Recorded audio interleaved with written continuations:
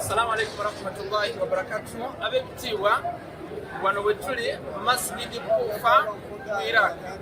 Masjid Kufa twasoma ebyafaayo nti Imam Ali alayhi salatu wassalam wano wennyini yayimiriranga okulamula abasiraamu okusomesa. Wano nga wetulabye nti wano wennyini wali mihraabu ya Imam Ali alayhi salatu wassalam ebweru wali, era ne tulaba nti wano wennyini wazikwa Musayya ibn Aqil na Hani ibn Urwa, era nga n'emabega wange ye haramu ya Muqtal al-Thaqafi. Muqtal al-Thaqafi olutalo lw'e Karbala luwedde nga Yazid amaze okutaba Imam al-Hussein wa Muslim ibn Aqil bonna ba Fadl Abbas n'abalala. Muqtal al-Thaqafi yayimirira okubeera nga arivenginga, okubeera nga yesasuza, okubeera nga alwanyisa abasse Imam al-Hussein alayhi salatu wassalam.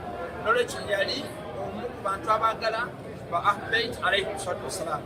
Ziyatul Ashura, ziyatul Jami al-Kabira, mulimuleni egamba fama'akum la ma'a gairakum, fama'akum la ma'a gairakum.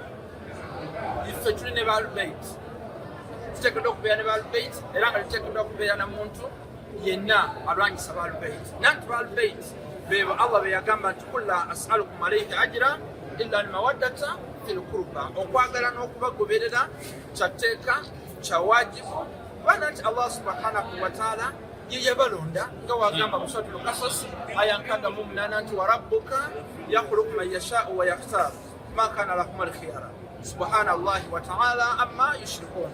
Allah yalonda bannabi ne ba Ahlul era teri muntu ateekeddwa kukikola. Nolwekyo nabbi we yafa ne bagenda mu Thakifa Abubakar, bakalifa Abubakar ba Umaru bakola shiriki mu suratul Qasas aya 68. Muqtal al-Thaqafi yayimirira okubeera nga alwanyisa abasse Imam al-Hussein, nolwekyo yali mu bagoberezi abaagala ba Ahlul alayhi salatu wassalam. Assalamu alaikum warahmatullahi wabarakatuh.